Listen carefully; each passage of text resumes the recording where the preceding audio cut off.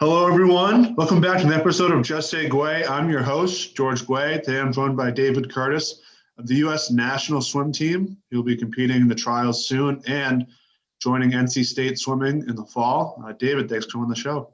Thank you very much for having me. Yeah, so how have you been, man? I mean, I bet it's been a long year. I know it's been a long year for everyone, especially since you're an athlete competing, trying to go to the Olympics. What's that been like? It's been a lot of training and a lot of questions about like when I can't train or if I can't train or if restrictions are going to go back up and forth. It's been a lot of bumps and adjustments, but overall, it's been, in my opinion, one of the best experiences I've ever had because I've learned to be able to adjust and fix things that I normally wouldn't be fixing because I'm not usually out of my comfort zone. So it's been going well. Yeah, it's a good way to look at it in a positive way. So I know during the pandemic, a lot of gyms were closed. Was it hard for you to find a pool? For a solid 4 months, I was without a pool, which was absolutely detrimental to my ability to be able to hold up in a race because I wasn't in a pool. I was forced to purchase a Vaza trainer and train on that, and then do different aerobic trainings like running and weightlifting remotely with coaches on Zoom because I couldn't physically be in person to be able to work out, which is hard for me because I'm a very in-person kind of person. Yeah, it's amazing how you guys are able to adapt, during these times. So I know this is a bit of ways back, but can you elaborate on how you first got into swimming? It first started out with like safety training. My parents wanted to make sure that I knew what to knew what to do if something happened while I was in the water.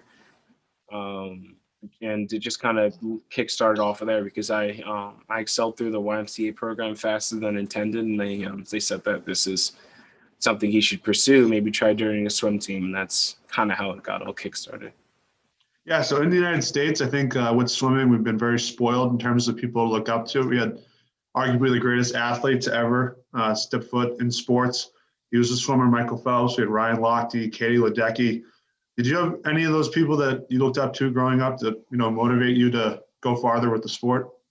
The person that's been on my mind from day one until now is Cullen Jones. He definitely was my motivator because not only did he swim the 50 freestyle, which I ended up shaping my racing around, he was of the same race as I was, and it was hard to find people like that in swimming.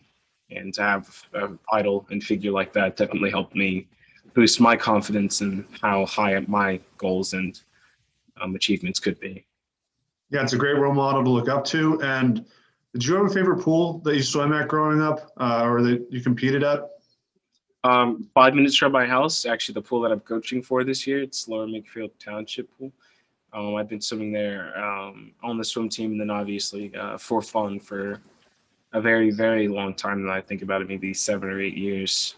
That's definitely my home type of pool. There are tons of other pools that I love, like the one in Budapest, but if we're talking about more home feeling, it's definitely that one. Wow, Budapest, you've really been all over the place with swimming. So you committed to NC State, and I was wondering, how did the pandemic affect your recruiting process, or were you already committed there before COVID? I luckily was not a victim of COVID and the COVID pandemic influxing my recruiting process. I committed previous about a year before then.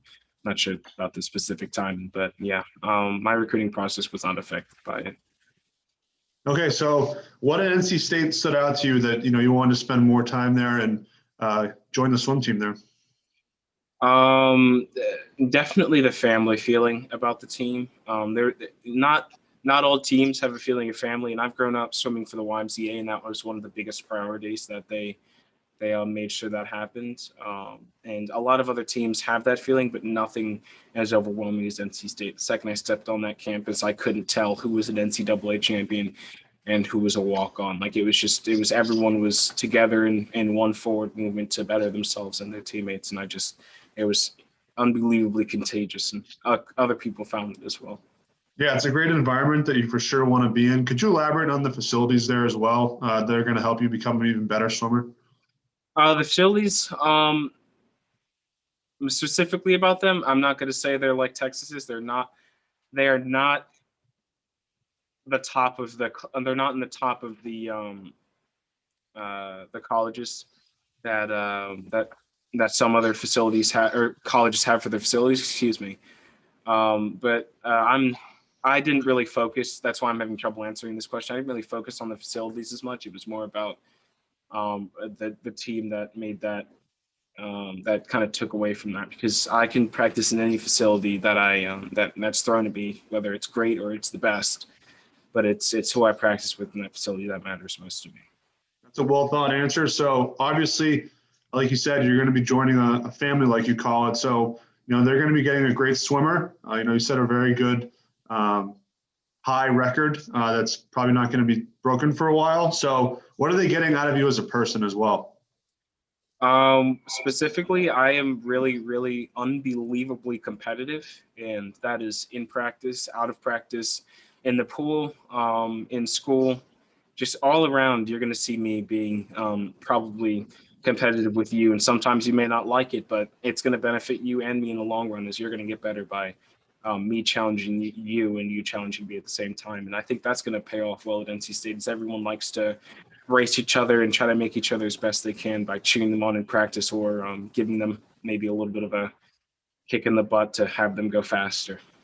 Yeah, it's definitely the environment that you want to be in, and I think you're going to really thrive there. So talk to me about the trials. What has the process been like getting ready for that, and what are you looking forward to about them?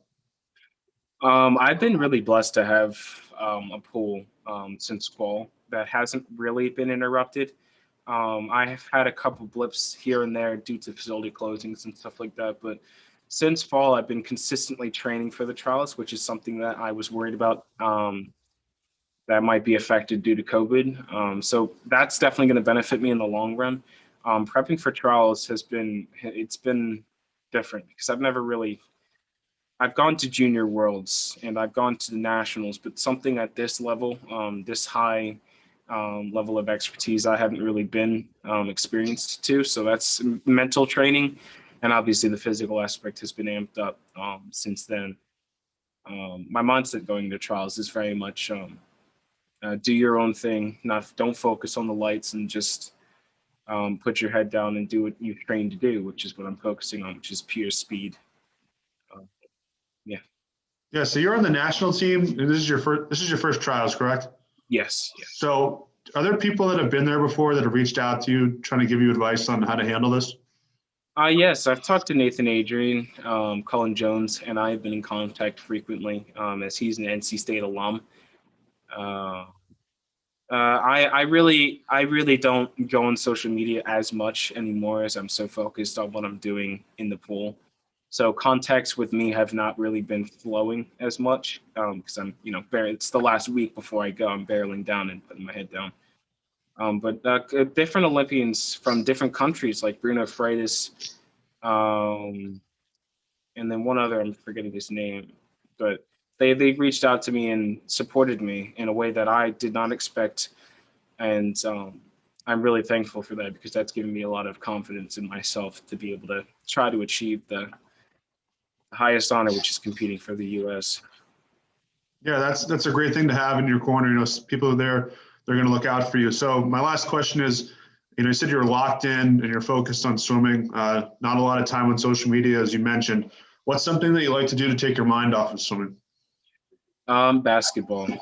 I have stopped recently due to I'm in Tabor, but I used to play about an hour, 45 minutes of basketball a day, just to take a breather from schoolwork, take a breather from swimming, just, lose myself in that sport, because that's the sport I would be playing if I weren't swimming. That's my favorite sport, besides swimming. And it just helps me kind of loosen up and take a breather from all of the training and the mindset work that I've been working on so hard for recently. Yeah, basketball is a great game to play. I know the NBA are in the playoffs right now. Do you have a favorite team or player that you root for? 76ers. Okay. Born in Philly, raised in Philly, cheering for them all the time. Trust the process, right? Yeah. All right. Well, David, thanks so much for coming on my show. We'll stay in touch, and I wish you the best of luck at trials, and see where you go from there. Thank you very much. All right, have a good one. Appreciate it.